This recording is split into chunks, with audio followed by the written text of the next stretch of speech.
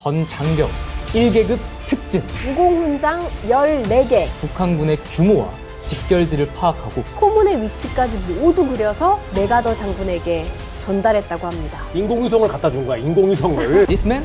오케이. 알면 알수록 더 대단한 분이네요. 미군들이 인정한 진정한 전쟁 영웅이다. 안녕하세요. 스토리텔러 이혜성입니다. 그날 군대 이야기에 오신 것을 환영합니다. 한결 인공수 특전여단 구성부대 출신 배우 지대한입니다. 반갑습니다. 일정무를 죽으러요? 할아버지 누구세요?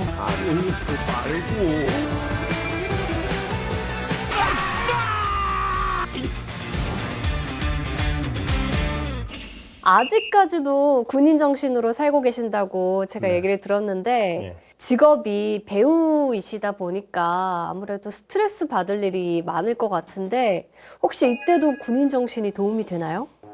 그렇죠. 저는 지금도 제가 군인 정신으로 배우 생활을 하고 있다고 해도 과언이 아닌 게 이제 단역 배우 시절 때 네. 정말 힘들고 어려운 일이 닥치면요.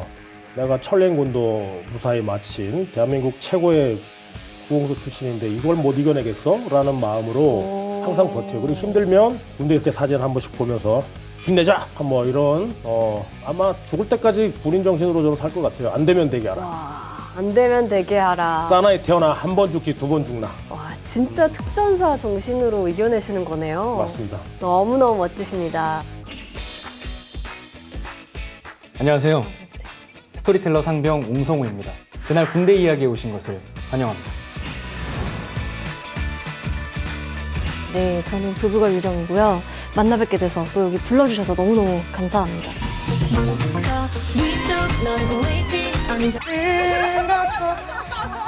Everyday. 아니, 그런 의미가 아니라 엄마.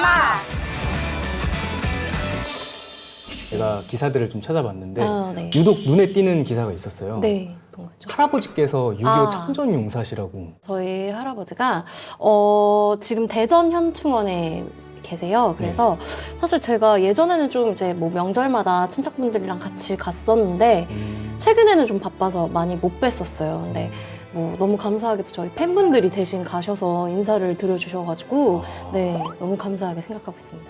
할아버지께서 화랑 무공훈장을 받으셨던데 혹시 어떤 전투에 참전해서 받으신 건지 알고 계시나요? 네, 백마고지 전투라고 알고 있거든요. 아, 백마고지. 백마고지 전투는 우리 국군 부사단이 중공군을 상대로 대승을 거둔 전투잖아요. 할아버지가 너무 자랑스러우실 것 같아요. 네, 사실 저는 저희 할아버지 너무 자랑스럽고 저희 할아버지께서 이제 백마고지 전투 중에 이 부상을 당하셨다는 얘기도 제가 되게 많이 들었어요. 그래서 그 당시에 이렇게 막 전쟁을 하다 보면은 아군인지 적군인지도 모르고 싸우셨다는 얘기를 들었었어요. 그래서 그런 얘기를 들으면서 되게 영화처럼 한편으로 막 스쳐가는 그런 스토리를 좀 많이 들었었거든요. 그래서 오늘 굉장히 뜻이 깊은 것 같습니다. 6.25 전쟁 참전 영웅들은 조국을 위해서 청춘을 바치신 분들입니다. 우리가 절대 잊어서는 안 되는 분들이죠. 그쵸. 사실 이 세상에 내 목숨이랑 바꿀 수 있는 거는 정말 아무것도 없다고 생각하는데 그런 하나뿐인 목숨을 이 나라를 지키시는 데 바치셨었잖아요. 그래서 아무나 할 수 없는 정말 고귀한 일이라고 생각합니다. 그래서 오늘 제가 들려드릴 이야기의 주인공도 유정 씨의 할아버지처럼 6.25 전쟁에 참전했던 영웅입니다. 어떤 분인지 벌써 너무 궁금하고 기대가 됩니다. 자, 여기에 오늘 이야기의 주인공이 있습니다. 이분들은 미국 정부가 선정한 6.25 전쟁의 4대 영웅입니다. 아, 이분을 미국에서 인정한 한국 전쟁 영웅이다 이거죠? 네. 메가더 장군, 리즈웨이 장군은 알겠는데 백선엽 장군은 뭐 워낙 유명하신 분이니까 알겠는데 김동석 대령님은 김동석 대령님은 제가 사실은 조금 생소하거든요. 이분이 바로 오늘 이야기의 주인공인 김동석 대령입니다. 아마 대부분의 우리 국민이 유정 씨와 같은 생각을 했을 거예요. 전쟁 영웅에 선정될 만큼 엄청난 공적을 세운 분이지만 국내에서는 거의 알려지지 않았습니다. 미 2사단 전쟁박물관에는 김동석 대령의 이름을 따서 만든 김동석 영웅실이 있고 매년 12월 16일을 김동석의 날로 지정해서 공훈을 기념하고 있습니다. 그 미군들이 인정한 진정한 전쟁 영웅이다 뭐 이런 거죠, 그죠? 그런 거죠. 와, 이분 알면 알수록 더 대단한 분이네요. 지난 2023년 국가보훈부와 한미연합사가 선정한 6.25 전쟁 참전용사 10대 영웅에 선정되시기도 했습니다. 네, 아직도 남아 있어요. 김동석 대령은 국군 중에서 훈장을 가장 많이 받은 분 중 한 분인데요. 놀라지 마세요. 대한민국에서 무공훈장 14개, 그리고 미국 정부에서 4개의 훈장을 더 받았습니다. 아니 훈장을 18개씩이나 받으셨다고요? 네. 아니 근데 엄청나죠. 그렇게 훈장을 많이 받으신 전쟁 영웅인데 우리 국내에서는 왜 이렇게 많이 알려지지 않았을까요? 미군들도 인정하는 분인데. 그렇죠. 그 궁금증은 조금 이따가 풀어드릴게요. 지금부터 6.25 전쟁의 영웅 김동석 대령에 관한 이야기를 들려드리겠습니다.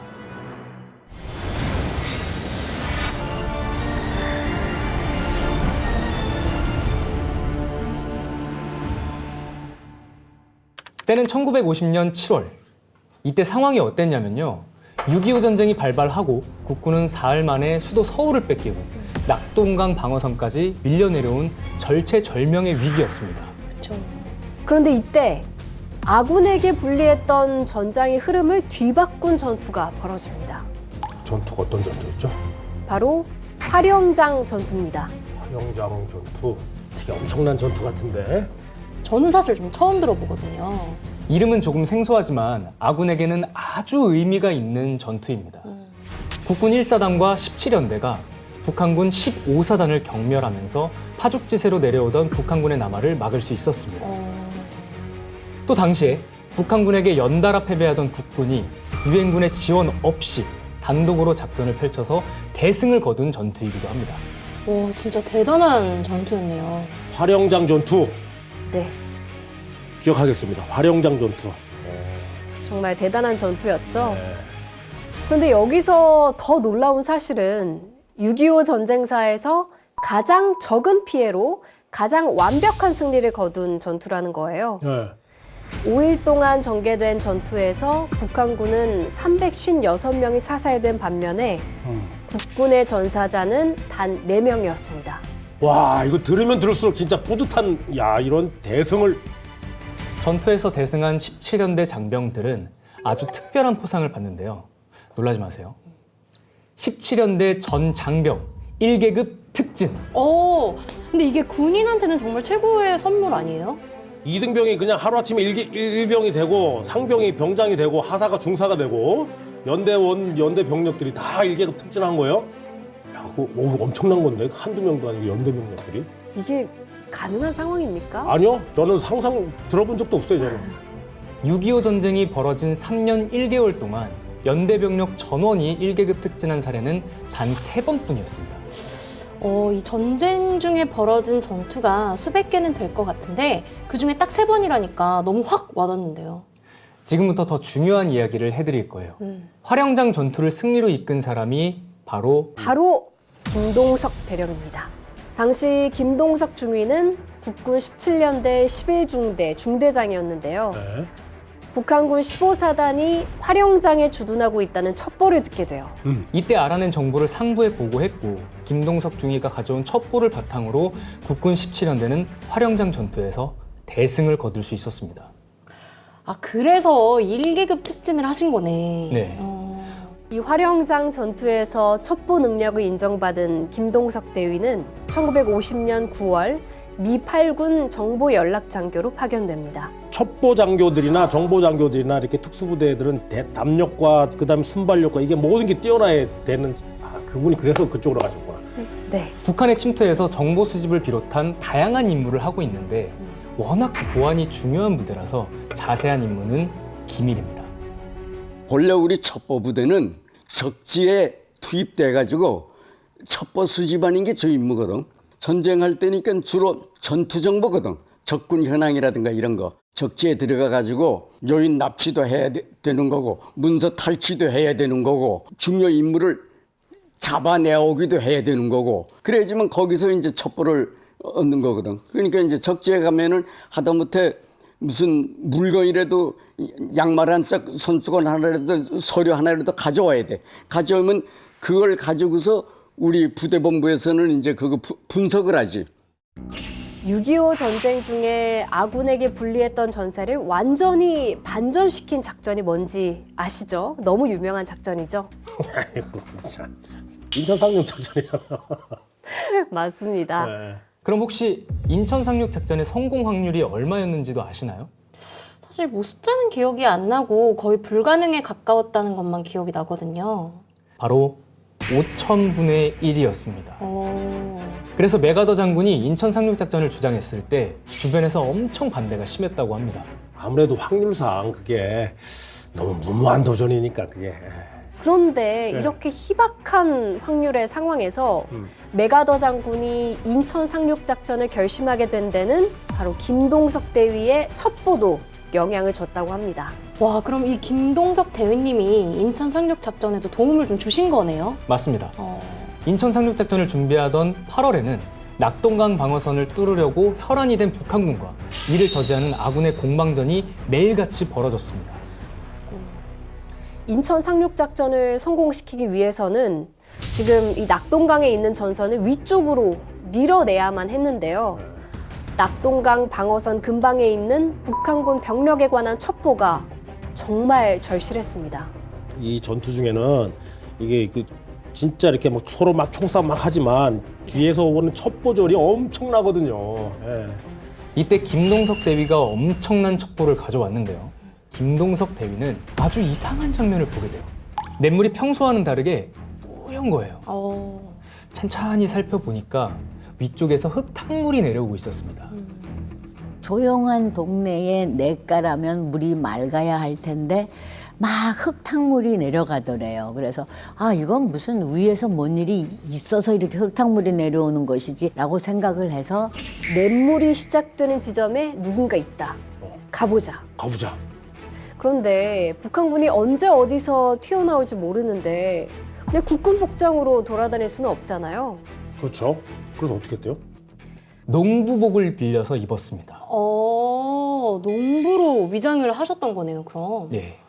농부로 변장한 김동석 대위는 주변을 살펴보기 시작하는데 이때 어마어마한 북한 병력이 부대로 들어가는 모습을 본 거예요. 드디어 북한군 부대의 위치를 알아냈습니다.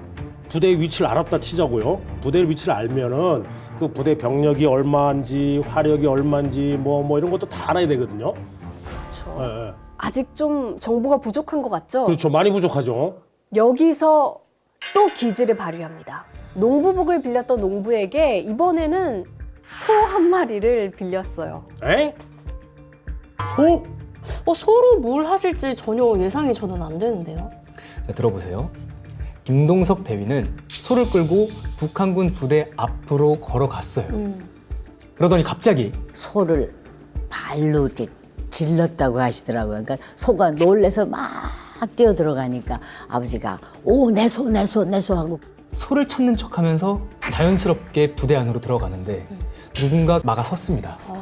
북한군 초병이었어요. 눈치를 채면 안 되는데. 이 초병이 왜 우리 부대 안으로 들어오냐고 제지를 하니까 네. 김동석 대위가 뭐라고 했냐면 저기 내 소 보이지? 내 소가 부대 안으로 들어가고 있잖아. 내 소 내가 찾아야지. 연기를 했네, 그죠? 연기를. 그러니까 여기 내 소가 들어갔어요. 아유 큰일 났어요. 아유 진짜 어떡하면 좋아. 막 그런 거야. 그러니까 그 초병이 빨리 들어가세요. 그런 거야. 와. 맞습니다. 태연하게 연기를 한 거죠. 부대 안으로 들어온 김동석 대위는 무기고부터 식량 창고, 북한군이 거주하는 막사의 위치, 거기다가 북한군이 몇 명인지까지 모두 파악합니다. 와, 진짜 대단하시다. 그렇죠. 아유 내 소가 어딨나 하면서 저놈들 여기 막사 있고 아이고 내 소 이러면서 막 그런 거예요. 그죠? 대단하십니다. 김동석 대위는 낙동강 방어선 근처에 숨어든 북한군의 규모와 집결지를 파악하고 야포, 포문의 위치까지 모두 그려서 메가더 장군에게 전달했다고 합니다. 인공위성을 갖다 준 거야. 인공위성을. 네? 그쵸. 지금으로 치면은 인공위성에 가깝죠. 쫙 해갖고 딱 갖다 준 거야. 대단하십니다. 메가더 장군은 김동석 대위에게 별명까지 붙여줬어요. 바로 This Man이었습니다. 메가더 장군은 책상 위에 김동석 대위의 사진을 올려놓고 첩보가 올라오면 사진을 가리키며 This man? 오케이. 김동석의 첩보는 100% 신뢰한다는 뜻이에요. 이 메가더 장군이 인정했다고 하니까 제가 더 뿌듯한데요. 그렇죠. 그 영웅이 인정한 영웅이네. 그렇죠. 맞습니다. 김동석 대위의 정확하고 신속한 첩보 수집 능력 덕분에 유엔군도 국군의 첩보를 신뢰하기 시작했습니다. 아직 김동석 대위의 활약은 끝나지 않았습니다. 지금까지 들은 것만으로도 사실 엄청나신데 아직 더 있다고요? 9월 28일 서울을 되찾은 아군은 북으로 진격할 준비를 하는데요. 이때 김동석 대위가 엄청난 활약을 합니다. 평양 입성에 필요한 결정적인 정보를 수집했습니다. 그 정보 덕분에 아군은 평양에 입성한 것은 물론이고 압록강까지 진격했습니다. 아니 그냥 이 전쟁의 판세를 이분 때문에 다 바꾼 거네. 그죠? 그렇죠. 이 완전 진정한 우리 국군의 영웅이시네. 정말 멋지죠? 소령이 된 김동석은 육군 첩보부대 1사단 지구대장을 거쳐 1952년부터 1961년까지 동해안 첩보 업무를 담당한 36지구대를 이끌었습니다. 김동석 대령이 워낙 활동이 대단하니까 그 올팩이니 무슨 뭐 텅키니 뭐 작근이 그 파리서원 부대 이 친구들도 김동석 대령이 지휘하다시피 했다고 그때 당시에. 예. 그래 했기 때문에 지금 강화도에 가보라고 거기 탑이 있다고. 김동석 대령은 52년 8월 달에 이제 우리 동해안 36지구대장으로 왔지. 다른 지구대장들은 많이 인사이동이 있었지만 동해안이 상당히 중요하고 그러니까 김동석 대령은 동해안에서 10년 동안을 우리 지구대장을 한 사람이야. 소령 와가지고 대령까지 거기에서 쭉 우리 지구대장을 했지. 김동석 소령은 1953년 정전협정이 체결된 이후에도 육군 첩보부대에서 활약했고 1961년 11년 동안의 첩보 임무를 끝내고 육군 대령으로 예편했습니다. 저는 이제 군 생활을 해봤기 때문에 그 군대 생활이 얼마나 대단하신 걸 저는 알고 있거든요. 그래서 감동이 지금 막 지금 쓰나미처럼 밀려오고 있습니다, 진짜. 진짜 너무 고생 많으셨고 또 너무 감사하다는 말을 전하고 싶어요. 아까 배우님께서 네. 김동석 대령이 엄청난 공적을 세웠는데도 왜 국내에서는 잘 알려지지 않았냐 이런 질문을 하셨는데 혹시 이제 그 답을 아시겠어요? 예. 그 첩보부대 출신이라는 거 제가 듣는 순간 바로 알았어요. 그러니까 우리나라는 6.25 전쟁 이후부터 지금까지 북한이라는 적과 대치하고 있는 그러니까 이 정전 국가잖아요. 정전이 안 됐잖아요. 그렇죠. 그러니까 첩보 활동은 보안이 제일 중요한데 그게 알려지면 안 되죠. 그래서 육군 첩보 부대원들을 숨은 영웅이라고 불렀습니다. 음지에 있던 김동석 대령이 국내에서 주목받기 시작한 건 미국이 6.25 전쟁의 4대 영웅의 김동석 대령을 선정하면서부터였어요. 아까 처음에 봤던 사진 기억나시죠? 이렇게 다시 보니까 사실 다른 분들은 다 장군이신데 김동석 대령님만 계급이 다르네요. 그래서 이 장군들과 어깨를 나란히 할 만큼 그만큼 공적이 크시다는 뜻이겠죠? 맞습니다. 김동석 대령은 조국을 사랑하고 국군을 진정으로 아꼈던 참 군인이었습니다. 저희 아버지에 대해서 들은 얘기는 나라를 사랑하신 분, 가족은 뒷전이셨던 분, 군인들에게는 정말 뜨거운 애정을 가지고 계셨던 분. 그것은 다 나라를 사랑해서 그렇게 하셨지 않았나. 오늘 이야기를 듣고 어떤 생각이 드셨어요? 그러니까 6.25 전쟁 하면서 우리가 많은 군인들이 선배님들이 이제 목숨 바쳐 희생하셨고 그리고 또 그분들 중에 공적이 이렇게 확인되신 분도 있지만 아직도 음지에 계시면서 공적을 인정받지 못하고 돌아가신 분들도 많은 거 저는 알고 있어요. 네. 우리나라를 위해서 보이지 않는 곳에서 애쓰신 분들이 국민들에게 좀 많이 알려졌으면 좋겠다는 생각이 들었습니다. 6.25 전쟁이 발발한 지 벌써 74년이라는 시간이 흘렀습니다. 그날의 비극은 기억과 망각의 경계를 넘나들고 있습니다. 처절했던 당시의 역사를 증언해줄 참전 영웅들도 대부분 우리 곁을 떠났습니다. 우리가 전쟁의 잔인함을 모르고 삶을 이렇게 영위할 수 있는 이유는 꽃잎처럼 떨어져간 이분들의 희생이 있었기 때문입니다. 우리를 위해서 희생하신 6.25 전쟁 참전 영웅들을 추모하는 헌시를 가지고 왔어요. 유정 씨가 한번 읽어주실래요? 네. 옥토. 그때의 6월 아지랑이 환영 속의 당신의 뒷모습. 무엇 하나 남기지 않은 남길 수 없었던 지옥 같은 화염 속에 온몸을 던진, 조국에 던진, 결의에 던진. 그랬던 당신은 쓰라렸던 흉터조차 남기지 못했습니다. 그렇게 내가 밟고 있는 이 땅이 되셨습니다. 검은 흙이 되셨습니다. 옥토가 되셨습니다. 나에게 깨우침을 주시는 당신, 남은 자들을 위해 또 다른 미래가 솟구칠 이 기름진 옥토에 계시는 당신,